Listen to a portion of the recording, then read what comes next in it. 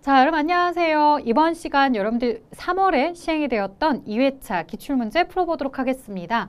자, 우리 ERP에 대한 설명 중 가장 적절하지 않은 것 고르기였고요. 신속한 의사결정을 지원하고 있다. 인사, 영업, 구매, 생산, 회계 등 모두 다 통합된 시스템이다.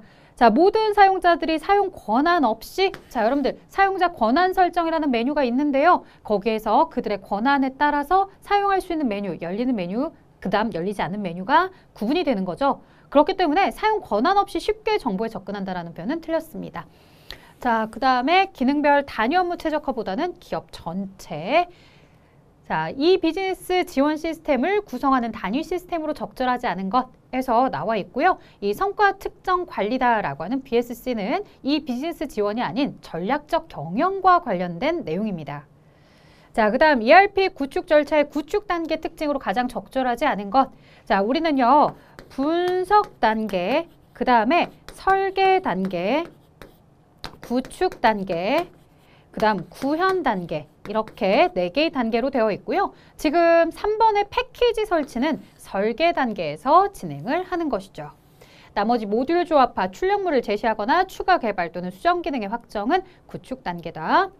자, 4번 갑니다. 클라우드 ERP 특징 혹은 효과에 대한 설명 중 가장 옳지 않은 것은 자, 안정적이고 효율적인 데이터 관리, IT 자원 관리의 효율화와 관리 비용을 절감할 수 있죠. 별도로 서버를 두지 않아도 됩니다. 자, 그 다음에 원격 근무 환경 구현을 통한 스마트워크 정착이다. 그래서 어디든 일을 할 수 있는 거죠. 하지만 필요한 어플리케이션을 자유롭게 설치한다라는 특징은 없습니다. 자, 그 다음에 다음 내용. ERP 시스템의 SCM 모듈을 실행함으로써 얻는 장점으로 가장 적절하지 않은 것. 자, 공급 사슬에서의 가시성 확보로 공급 및 수요 변화에 대한 신속 대응이 가능하다. 그러니까 우리가 SCM 관리를 하게 되면 눈에 보이듯 모든 작업들이 다 포착이 되고 있더라는 거죠. 이 물품이 지금 현재 어디를 이동 중인지, 어디에 진행하고 있는지. 자, 그 다음에 정보의 투명성 제고를 위해서 재고 수준의 감소 및 재고 회전율에 대한 증가를 달성할 수가 있죠. 아무래도 지금 현재 재고가 몇 개인지, 언제쯤 올 수 있는지 이런 내용에 대해서 우리가 계속해서 정보를 실시간으로 투명하게 주고받기 때문에 재고 회전율을 높이면서 재고에 대해서는 최소한도로 두고서 장사를 할 수 있는 거죠. 자, 공급 사슬에서의 계획, 조달, 제조 및 배송 등 통합 프로세스를 지원하고 있다라고 하는 거. 이게 바로 SCM 모듈의 특징입니다. 자, 마케팅, 판매, 고객 서비스 자동화한다라고 하는데 사실 뭐 고객 서비스라는 단어만 봐도 이거는 SCM이 아니라 CRM인데 라고 떠올리시는 분들도 있고요. 자, 미래 고객과 상호작용은 아니죠. 그래서 정답은 4번이었습니다. 자, 6번 수요 예측입니다. 수요 예측을 하면 할수록요. 수요 예측에 대해서 여러분들 기간이 길어져요. 내가 우산 장사야. 오늘 당장 비가 오고 있어. 내가 늘상 비가 오는 날은 1000개의 우산을 판매했어. 그럼 오늘도 대략 1000개 정도가 판매될 것이다 라고 예측이 가능하지만 1년 동안 우산이 얼마나 판매가 될 수 있을까 라고 하는 것은 1년 동안의 비를 다 예측해야 되는데 사실 그건 쉬운 일은 아니죠. 그렇기 때문에 예측 기간이 길어지면 길어질수록 그만큼 내가 예측한 게 맞아떨어질 수 있는 이런 적중률은 점점점 낮아지게 되는 겁니다. 자, 수요가 불안정한 기간에 대한 예측. 예를 들어서 아이스크림 가게라고 했을 때요. 아이스크림 9월달. 여러분들 9월달 하면 어때요? 굉장히 더웠던 기억도 있고 혹은 굉장히 쌀쌀했어 라는 기억도 있을 거예요. 이 9월달의 날씨는 그때그때 따라서 매년 조금씩 다릅니다. 만약에 갑작스럽게 9월부터 가을이 확 와버리게 된다면 쌀쌀한 날씨에 아이스크림에 대한 판매량은 확 줄어들 거고요. 이 9월이 되었을 때에도요. 날씨가 좀 덥다라고 한다면 어때요? 아이스크림 판매가 여름처럼 계속해서 꾸준하게 이어질 수도 있는 거겠죠? 이처럼 수요가 애매해요. 불안정해요. 예측하기가 쉽지 않다고요. 자, 그러면 예측을 안정적으로 할 수 있는 이 7월, 8월의 아이스크림 판매량이랑 9월 달의 판매량을 비교해 봤을 때 아무래도 9월 달의 불안정한 기간에 대해서는 내가 정확한 예측이 어려워질 수 있겠죠? 자, 그런데 안정적인 기간에 대한 예측보다 더 정확하라고 고요? 아니죠. 안정적인 기간에는 늘상 팔리는 수량이 있기 때문에 예측이 쉽지만 늘상 팔리지 않는 비수기나 이런 데에서는 내가 예측이 어렵더라. 자, 나머지 맞는 표현들이니까 체크해 주세요. 7번 갑니다. 수익성 지표를 활용해서 제품에 대한 목표 매출액을 결정하려고 합니다. 자, 손익분기점 분석을 통한 목표 매출액을 산출하래요. 단순하게 손익분기점의 매출액이 아닌가? 자, 어떨까요, 여러분들? 손익분기점 분석을 이용해서 목표 매출액이다라고 했지만 막상 여기에 목표 이익은 언급되지 않았어요. 목표 이익이 언급되지 않았다라는 건 그냥 손익분기점의 매출액을 이야기하는 거구나 라고 여러분들이 생각하시고서 문제를 풀어가시면 됩니다. 아니 목표 이익이 없는데 목표 매출액을 어떻게 알아? 이렇게 접근 안 하셔도 돼요. 자, 그러면 문제를 접근하실 때 여러분들이 이 고정비 120만 원에 1 마이너스 변동 비율이다 라고 해서 변동 비율은 1,000원에 400원이니까 40%. 그러니 여기가 0.6이다 라고 해서 120 나누기 0.6 이렇게 진행을 해주셔도 좋겠고요. 혹은 이렇게 계산하는 친구들도 있을 것 같아요.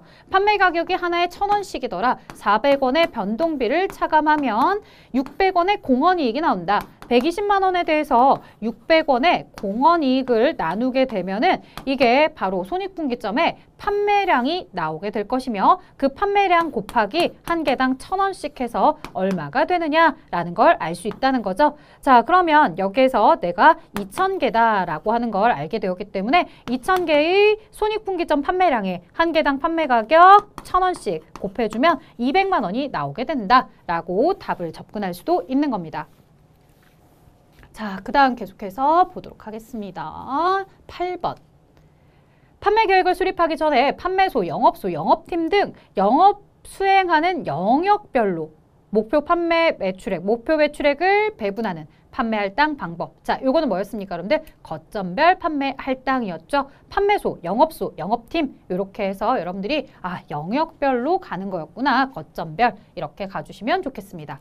자, 9번 갈게요. 원가 가산에 대한 결정 방법이고요. 요거 조심. 문제 안에 소매 가격이 이미 먼저 나온 상태예요. 자, 소매 가격은 여러분들 이게 판매 가격이다 라고 해서 판매라는 단어를 좀 넣고서 접근을 해주셔야 덜 헷갈려요. 그러니까 생산 가격도 생산자가 판매한 가격이에요. 제조 원가에다가 영업비와 그 다음에 여러 가지 내 이익을 붙여서 내가 판매한 가격, 생산자가 판매한 가격이 10,000원인 거고요. 그 다음에 도매 가격도 도매업자가 판매한 가격이에요. 그러면 소매업자 입장에서는 도매업자가 판매한 가격 2만 원에 자신의 영업비용 15,000원이 들어가고요. 여기까지만 하게 된다면 나는 자선단체일 거야. 여기에 뭐까지 합쳐서 이까지 붙여서 판매한 소매자의 판매 가격이 5만 원이라는 얘기였습니다. 자, 그렇다면 질문은 무엇이었냐? 소매업자는 그럼 얼마의 이익을 보려고 하느냐? 도매업자로부터 사온 가격에다가 자신의 영업비까지 더했을 때 35,000원. 자, 그럼 여기에다가 얼마에? 15,000원의 이익을 추가로 붙여서 5만 원에 팔자 이거죠.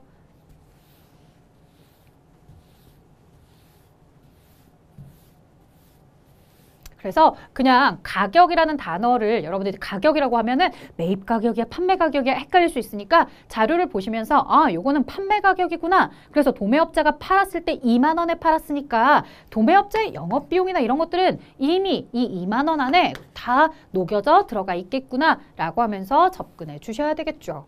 자, 그 다음 10번입니다.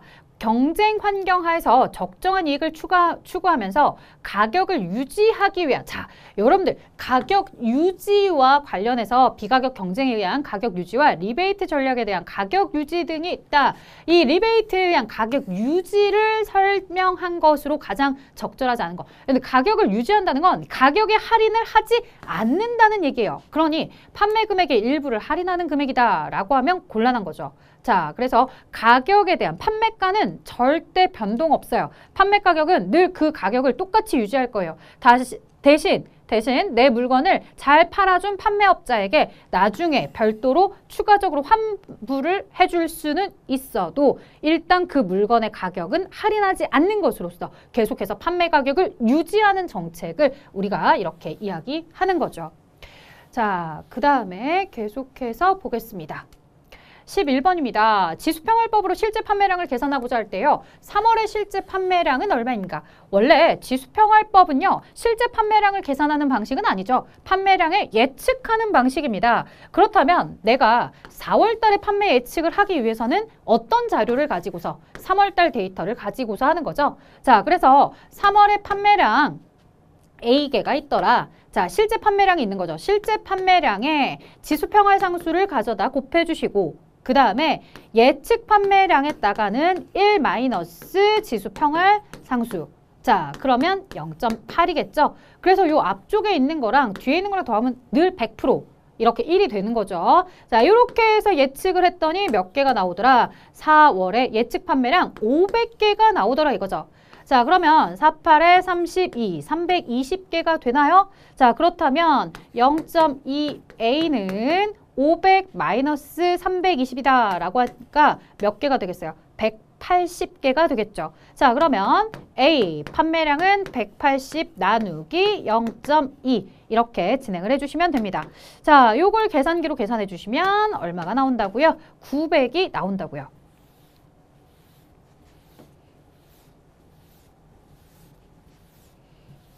그래서 지수평활상수 가지고서 우리가 다음 달을 예측하는 거 공식만 잘 알고 계신다고 한다면 실제 판매량, 전월의 실제 판매량의 지수평활상수, 그 다음에 전월의 예측 판매량 곱하기 1- 지수평활상수 요 공식만 알고 계신다고 한다면 여러분들 충분하게 풀 수 있습니다. 자, 12번입니다. 여신한도액을 매출액 예측에 의한 방법으로 계산한 A 얼마인가 라고 되어 있는데 사실 이 문제는 알고 나면 너무나 쉬운 문제였어요. 뭐냐? 이 아래에 있는 내용 심플하게 다 곱하시면 돼요. 거래처의 예상 매출액에 매입 원가율 곱해 주시고요. 자사수주 점유율 곱해 주시고요. 그 다음 거기에다가 여신기간 10일을 곱해 주시면 이게 바로 뭐가 되는 것이다? 여신한도액이 되는 것이다. 자, 그럼 이렇게 계산하게 되면 58에 44,000에다가 여기에다가 10% 400에 11은 4,000 이렇게 해서 4천만 원이다 라고 대답을 해주는 문제. 자, 13번 갑니다. 고객 중점 선정 방법을 물어봤어요. 자, 총 3가지 이야기했었죠. 하나는 파레토 분석이다 라고 하는 ABC 분석. 그 다음 두 번째는 뭐가 있었어요? 매트릭스 분석이다 라고 이야기했었고요. 그 다음에 포트폴리오 분석이다 라고 이야기했었죠. 자, 그러면 이 3가지 중에 한 가지가 정답일 텐데 매출액이 많은 순서대로 거래처를 나열한 후 총 매출액에 대한 고객별 매출 비율. 자, 뭐만 한 가지만 있어요. 매출액 한 가지만 있죠. 매출액 한 가지만 가지고서 우리 회사의 고객 20%가 전체 매출의 몇 %를 차지하고 있다? 80%를 차지하고 있다. 나머지 고객들은 매출액에 대해서 그리 많이 차지하지 않는다. 나머지 80%의 고객, 70%, 80%의 고객이 우리 회사의 20%에서 30%의 매출을 담당하고 있는 거다라고 하는 거죠. 자, 이런 얘기들. 고객별 매출 비율의 누적치가 전체 매출의 7, 80%가 여기에 있습니다. 70%에서 80%가 다 여기 있죠. 요 아이들이 몇 %밖에 안 된다는 거예요. 20% 정도의 고객, 30%의 고객이죠.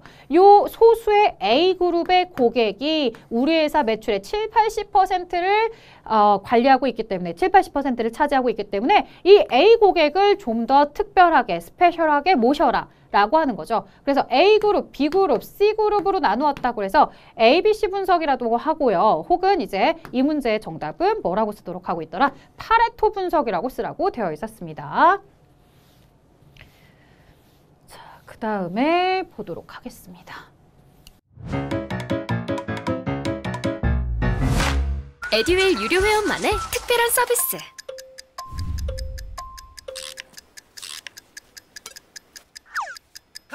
하치하차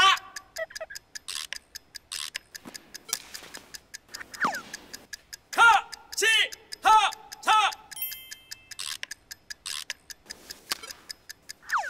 정답! 같이 하자 친구야 에듀윌 유료 회원!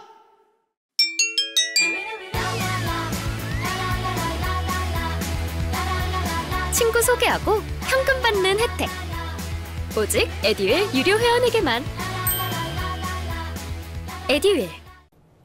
14번입니다. 자, 사실 14번의 아래에 있는 내용은 당연히 자료가 제시된 건 아닙니다. 여러분들 지난 회차에도요, 이 문제가 똑같이 나왔었어요. 이 이론에 대해서 출제자가 계속해서 다루고 싶어 하는 것 같더라고요. 그래서 아래에 있는 내용을 여러분들이 같이 다시 한번 봐주시는데 공급업자와 제조업자 단계 간에 해당하는 공급 주기 했을 때 나와 있죠. 공급업자와 제조업자. 자, 물건, 원자재를 판매하는 사람, 그 다음에 그 원자재를 사다가 물건을 제조하는 사람, 이 사람들은 뭐를 해요? 이 재료를, 원자재를 어떻게 잘 조달하는지가 문제가 되는 거죠. 자, 그래서 공급업자와 제조업자는 요걸 가지고서 우리가 조달주기다 라고 해요. 얼마만큼의 기간을 가지고, 시간을 가지고서 재료가 나한테 도착할 수 있니? 조달이 되니? 라는 거죠. 자, 그 다음에 이제 제조업자와 물류업자 사이에서는 내가 물건을 며칠 만에 제조해서 몇 시간 만에 제조해서 물류업체에게 줄 수 있는 거니? 라는 걸 판단하셔야 되겠죠.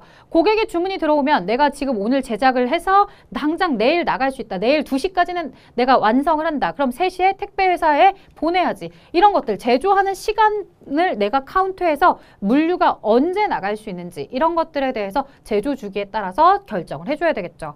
자, 물류업자는 이제 유통업자에게 계속해서 물건을 몇 개씩 보충하면 좋을지 보충 주기, 그 다음 마지막 최종 소비자에게는 얼마 만에 한 번씩 주문이 들어오고 있는지 이런 것들을 고려해서 우리가 공급망 프로세스를 운영하고 있다 이 얘기겠죠. 자, 그래서 지금 여기 문제는 공급업자, 원자재 공급업자와 그 다음 제조 거점의 제조업자 사이의 조달 주기를 언급하고 있었다.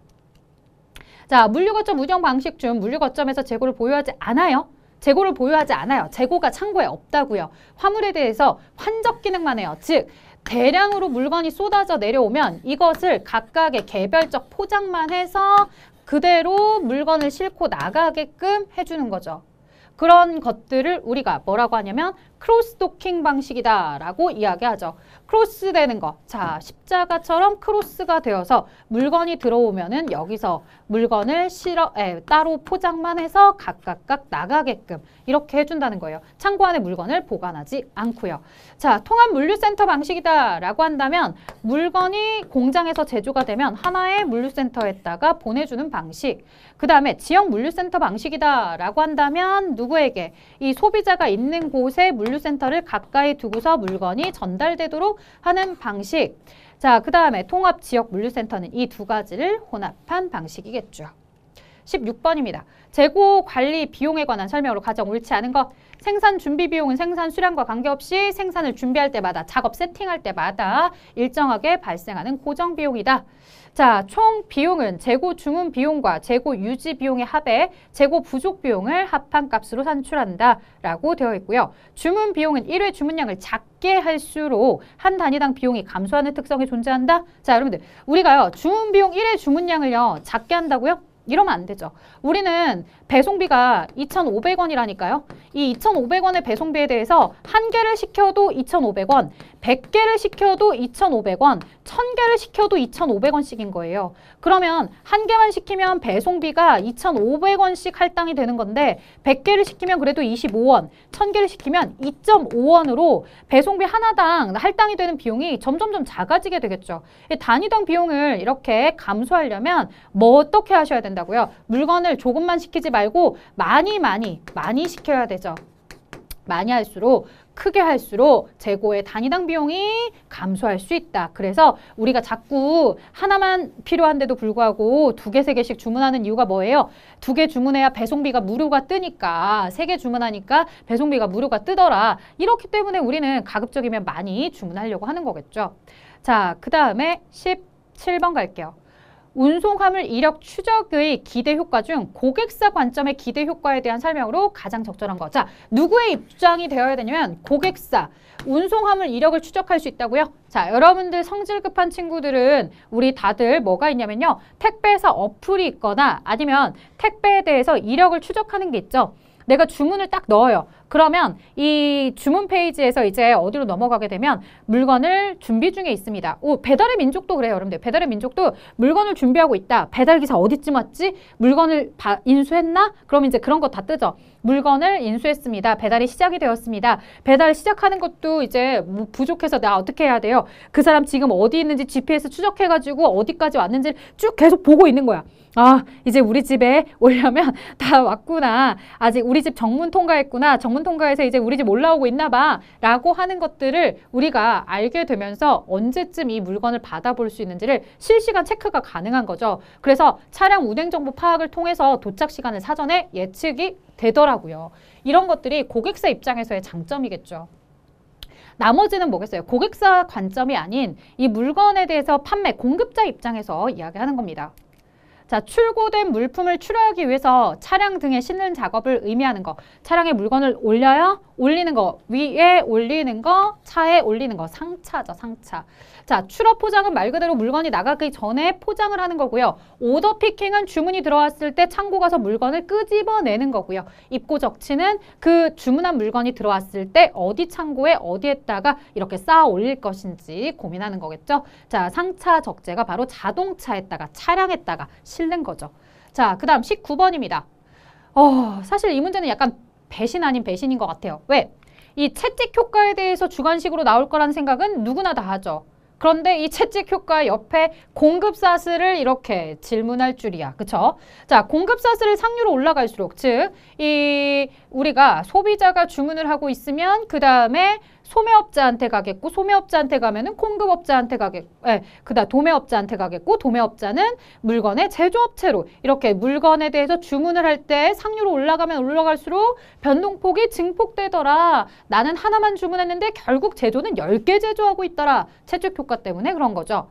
자, 채찍 효과 해결 방안으로는 이런 공급사슬을 구성하는 주체들 간의 수요 정보나 공유, 이런 거 전략적 파트너십을 통해서 야, 알고 보면 저 소비자는 하나만 주문한 거야 라고 하면서 여기서 지금 소매업, 도매업, 제조업까지 올라갈 때 이 한 개라는 정보를 서로 공유하게 되면 공장 제조업이 굳이 10개까지 만들 일은 없겠죠. 자, 그 다음 갑니다. 보기의 내용을 참고해서 제품 A의 22년도 재고자산 회전율을 계산하세요 라고 나와 있습니다. 자, 재고자산 회전율을 계산하려면요. 이게요. 판매량, 매출량, 판매량을 알아야 돼요. 판매량을 어떻게? 평균 재고량으로 나누어 주셔야 돼요. 이게 바로 재고자산 회전율. 그러면 평균 재고는 어떻게 구하는 거냐? 1월 1일 기초 재고와 12월 31일 기말 재고를 더하세요. 그리고 2로 나누세요. 그럼 600에서 2로 나누면 300이 됩니다. 아하, 평균 재고량은 300개다. 그런데 판매량은 몇 개냐? 판매 가격, 단위당 판매 가격이 나오고 있죠. 전체 매출액 120만 원 나누기 1000원 하니까 얼마가 나오냐면 1200개가 나오네요. 자, 그러면 1200개를 300으로 나누어라 라고 하면은 4. 그래서 4예요, 4.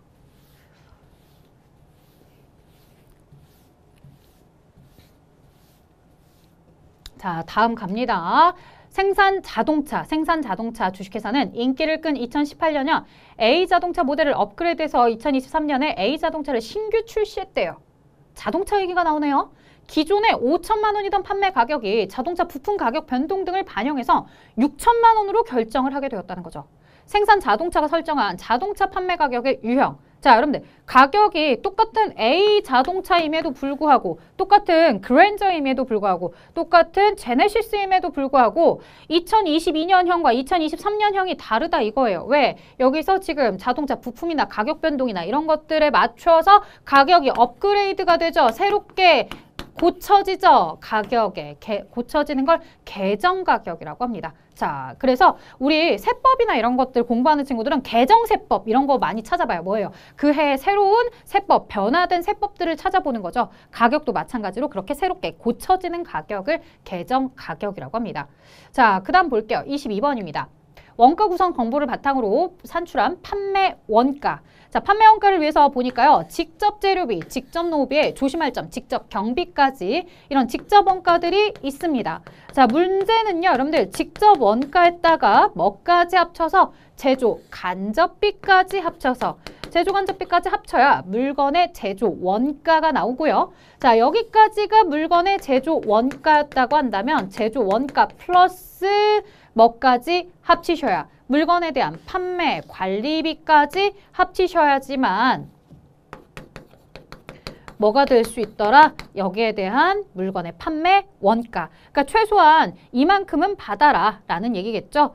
자, 판매자의 이익까지 붙이면 이거는 매출액이 되는 거겠죠. 매출액. 그러면 한번 보도록 하겠습니다. 자, 지금 보시면 직접 경비, 직접 재료비, 직접 노후비 다 더하니까 얼마가 나오냐면 직접 원가 90. 그 다음에 20 했을 때 얼마가 나왔냐면 120. 여기에다가 10을 더했다 해서 자, 여러분들 제가 한 가지 판단 미스. 판매 관리비는 넣으면 안 되죠, 여러분들. 120이 딱 정답이 어차피 130이 정답이 없어서 120 쏘리 여기 판매 관리비까지 그래서 120이 됩니다. 주의하실 점은 요 직접 원가와 제조 간접비까지만 더하는 110만 원은 물건의 제조 원가예요. 제조 원가. 그래서 제조 원가가 아닌 뭐까지 합쳐서 판매 관리비까지 합쳐서 120으로 계산할 줄 아셔야 됩니다. 자, 요것만 계산했으면 우리에게 판매 원가를 계산하라고 하지 않고요. 뭐를 계산하라고 했을 거냐면 제조 원가 계산하세요 라고 이야기했을 거예요. 근데 제조 원가가 아니라 판매 원가였기 때문에 요 판매 관리비 더해준다는 사실. 저도 문제를 볼 때마다 중간중간 헷갈릴 때가 종종 생겨요. 근데 다시 한번 생각을 해보면 그래 나에게 이 110만 원을 답으로 요구할 것 같았으면 분명히 출제자는 제조원가를 구하세요 라고 표현을 했겠지. 근데 제조원가가 아닌 판매원가라는 표현을 썼다는 건 판매관리비를 구하란 얘기였어. 이런 식으로 여러분들이 좀 더 접근을 해주시면 훨씬 더 이 문제를 풀어가실 때 유익할 것 같고요. 요 판매자 이익까지 합쳐버리면 판매 원가가 아니라 매출액을 구하세요 라는 문제였겠죠. 판매 가격. 에듀윌 유료 회원만의 남다른 서비스.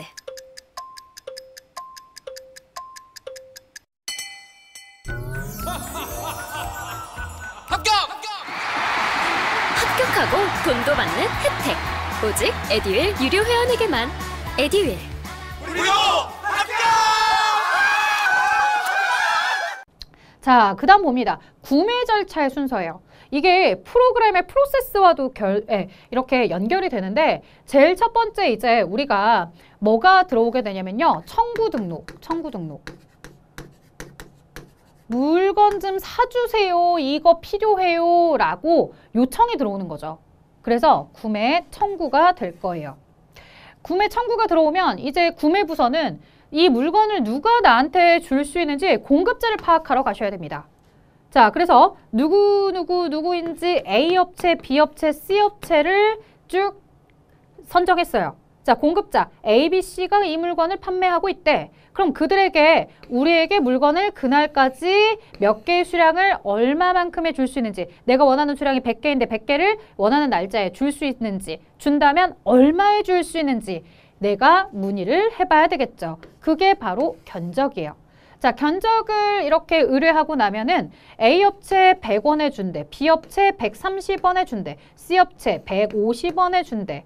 아, 그러면 내부 검토를 통해서 A 업체가 좋겠구나 라고 이렇게 선택을 하는 거죠. 그럼 A 업체에 가서 내가 뭐를 해야 되겠어요? 그 물건 나한테 주기로 약속하자라고 계약을 해야 합니다. 자, 계약을 하고 나서는 이제 계약대로 물건을 발주를 넣겠죠. 나 몇 월 며칠까지 30개 갖다 줘. 몇 월 며칠까지 50개 갖다 줘. 20개 갖다 줘. 이런 식으로 발주를 넣고 물건이 하나하나씩 들어올 겁니다. 들어오면 그냥 드리지 않고요. 검수하고 검수 이후에 입고를 처리하겠죠. 자, 그리고 나서 알려줍니다. 야, 너네 청구 등록 청구했던 너희들 이 물건 제대로 들어왔어. 구매되었으니까 갖다가 이제 쓰면 돼. 그러고 나는 뭐 해야 돼요? 마지막으로 돈을 결제해 줘야 되겠죠. 자, 질문은 C그룹에 해당하는 거였기 때문에 계약이 정답이었습니다.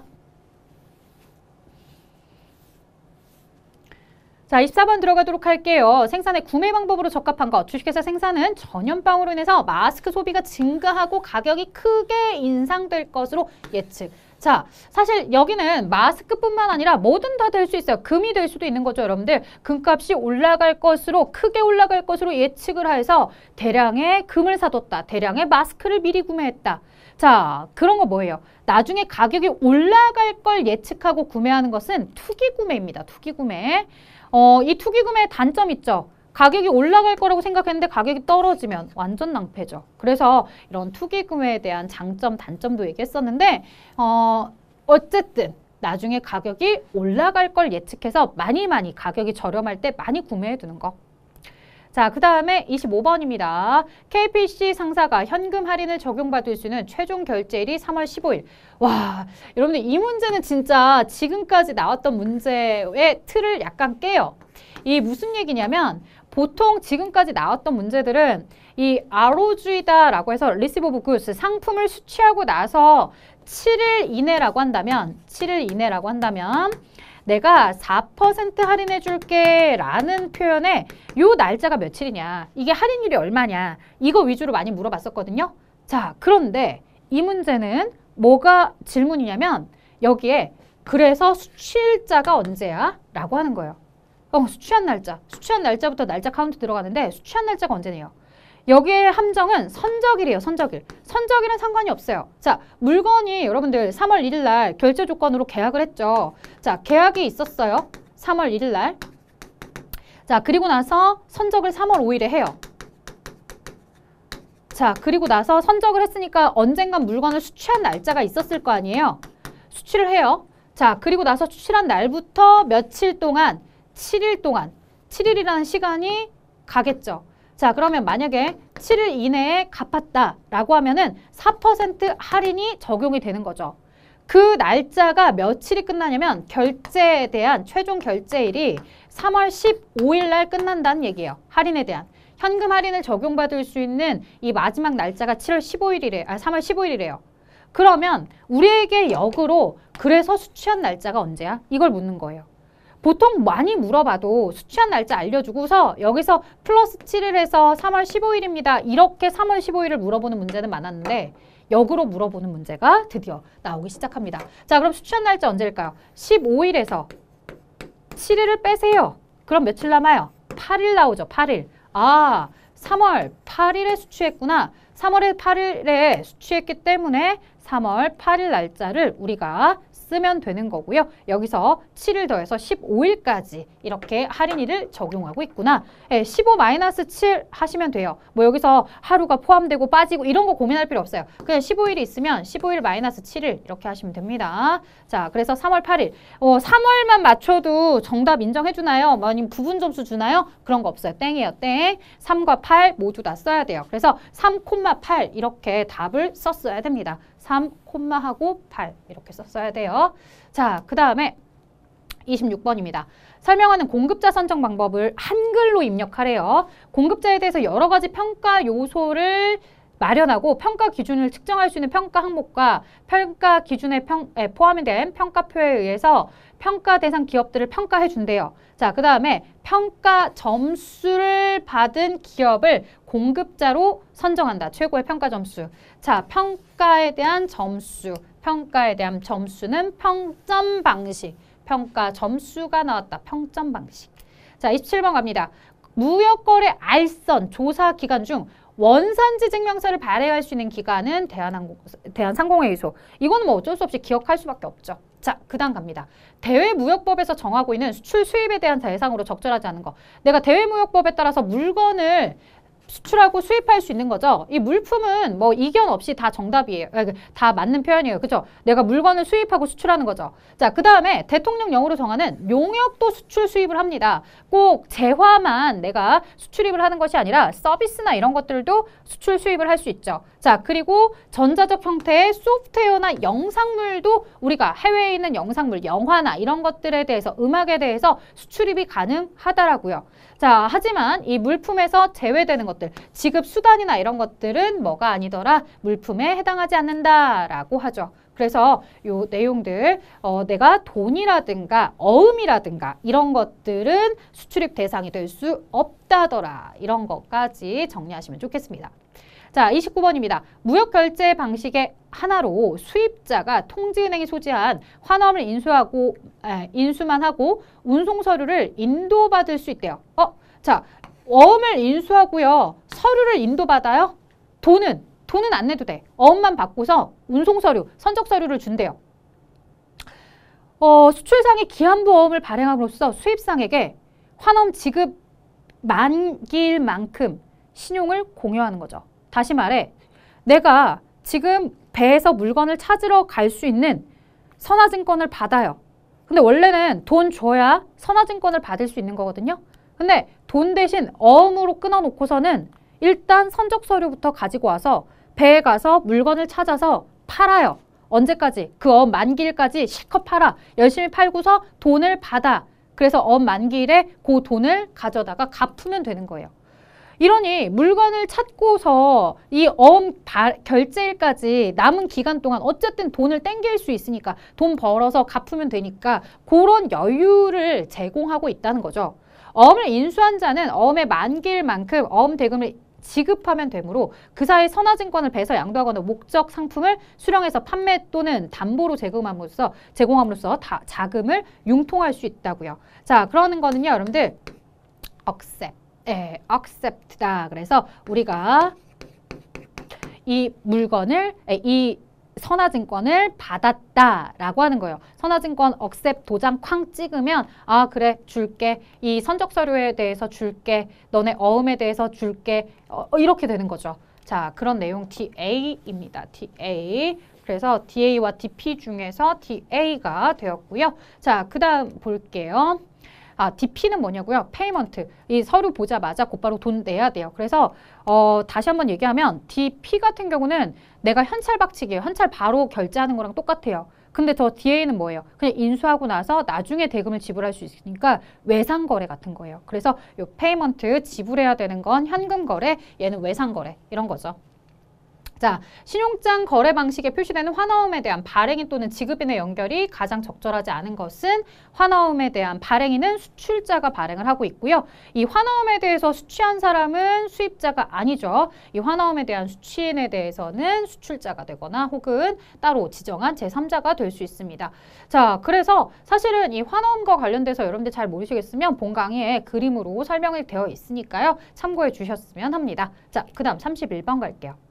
관세의 산정과 납부에 대한 설명입니다. 관세. 자, 관세를 과세하기 위해서 수입하는 물건에 대해서 이 관세를 과세하려면 과세 요건인 과세 물건, 납세 의무자, 과세 표준, 그리고 세율. 몇 % 세율로서 그 관세를 내가 적용할 건지, 세금을 산출할 건지 이 세율이 있어야 됩니다. 자, 그 다음에요. 수입신고 시 신고된 물품이다. 그 다음에 납세 의무자는 원칙적으로 수입하는 사람이 관세를 내는 게 원래 원칙이에요. 예외적으로 수출자가 돼줄 때도 있죠. 이 뒤에 있어요. 뒤에 있고. 자, 그 다음에 관세율표에 따른다. 세율은 우리나라 관세율표, 세율표를 따른다. 관세율표를 따른다. 자, 과세표준은 세액을 결정하는 데 기준이 되는 과세 물건의 가격 또는 수량을 말한다. 라고 이야기까지 되어 있습니다. 자, 그 다음에 32번 들어가도록 할게요. 계약 조건에 대해서 언급을 하고 있습니다. 자, 인코텀즈 2020인데요. 와, 이번 문제처럼 이렇게 배신을 때리는 문제가 있을까? 보통은 F나 C 단계에서 출제가 되거든요. 근데 이 문제는 D에서 나왔어요. E 파트, F 파트, C 파트, D 파트 이렇게 이제 넘어오면서 점점점 수출자에서 유리했던 게 수입자가 유리해지는 방식으로 쭉 가는 거거든요. 그래서 공장에서 보낼 거냐 아니면 배까지는 가져갈 거냐 아니면 이 구매자가 있는 곳까지는 도착을 하는 걸 잘 할 거냐 아니면 이 구매자가 부담해야 되는 앞서 보셨던 관세 있죠. 듀티까지 내가 내줄 거냐 이걸 가지고서 우리가 인코텀즈에 대한 단계를 봤단 말이에요. 자, 계약 조건에 대해서 이렇게 이야기를 할 때 제일 첫 번째 요거 이제 보시면 매도인은 ABCCT의 매수인에게 물품을 인도해 줘야 돼요. 물건을 판매한 사람이 물건을 구매하는 사람한테 다 인도해 줘야 된대요. 그러면 요거는 아니죠. 자, 그러면 매도인은 ABCCT까지 모든 운송비용, 양화비용, 수입 통관비용까지도 다 내줘야 된대요.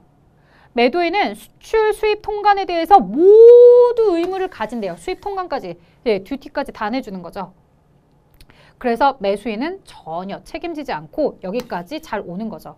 보통 누가 이렇게 호구짓을 할까 생각하는데요. 이 새로운 거래처를 뚫고 싶은 거예요. ABCCT랑 내가 거래하고 싶은데 ABCCT가 쉽사리 문을 안 열어주는 거죠. 그래서 내가 얘기하죠. 내가 샘플이나 혹은 내가 시범 삼아 어떤 물건에 대해서 너희에게 보내볼 테니까 이거 그냥 진열만 해줘. 내가 다 책임질게. 진열만 해주고 판매되면 그때 보고서 우리 같이 하자. 이렇게 이제 되는 거죠. 그래서 delivered duty까지 다 냈다 해서 P예요. DDP까지 이렇게 이야기가 되었습니다. 자, 보통 이제 인코텀즈에 대한 약어를 많이 물어보아서 저희가 기억을 하고 있는데 이렇게 이제 D단계까지 나올 줄은 여러분들도 미처 생각을 많이 못 하셨기 때문에 이 문제도 특별히 문제가 어렵다기보다는 자주 나오지 않았던 유형이기 때문에 여러분들에게 좀 생소하게 조금은 낯설게 느껴졌을 겁니다. 자, 하지만 한번 나왔던 문제 이제는 계속 기출이 되는 거기 때문에 여러분들은 꾸준하게 이 문제를 보시겠고요. 그럼 뭐 대비를 어떻게 해야 되느냐라고 했을 때 어차피 물류는 암기입니다. 여러분들 암기를 하셔야 되는데 그중에 인코텀즈 2020은 꼭 암기하고 가시는 게 그래도 시험을 준비하는 수험생 입장에서는 안전한 내용이겠죠. 그래서 시험장 들어가시기 전에 이 내용은 꼭 반드시 마지막으로 체크를 해주세요. 내가 마지막에 뭘 체크하지? 라고 했을 때 이 인코텀즈 2020에 대해서만이라도 여러분들이 약어를 잘 봐주신다고 한다면 시험 문제에서 최소한 주관식으로 그것도 하나 정도는 맞출 수 있는 여력이 생기는 거죠. 6번의 시험이 시행이 된다고 한다면 못해도 3번은 이 인코텀즈 문제가 나와요. 그렇기 때문에 여러분들이 잘 체크해 주시면 좋겠습니다. 자, 여기까지 여러분들 어떻게 잘 따라와 주셨나요? 제가 가급적이면 여러분들이 금방 맞출 수 있는 문제들은 설명을 다이어트 하면서 최소화하면서 왔고요. 여러분들이 조금 어려워하실 것 같다라는 내용들 위주로 많이 설명을 드리려고 노력했습니다. 여러분들 문제 반드시 꼭 풀어보시고요. 저는 특별하게 계산기 준비해서 계산을 하진 않았지만 시험장은 계산기를 반드시 갖고 가셔서 계산을 하셔야 됩니다. 간혹 컴퓨터 보조 프로그램에 있는 계산기를 열어서 계산할 수 있나요? 라고 물어보시는데요. 당연히 그것은 부정행위로 간주되기 때문에 곤란한 내용 여러분들 꼭 기억해 주시고요. 계산기 준비하셔서 계산을 열심히 하시면서 문제풀이를 하시면 좋을 것 같습니다. 그래서 계산기도 자주 사용해야 여러분들한테 익으니까요. 문제 꼭 반드시 계산기 가지고서 풀어보셨으면 좋겠고요. 자, 저는 여기까지 진행하도록 하겠습니다. 여러분들 모두들 수고 많으셨습니다. 에듀윌 합격 패스.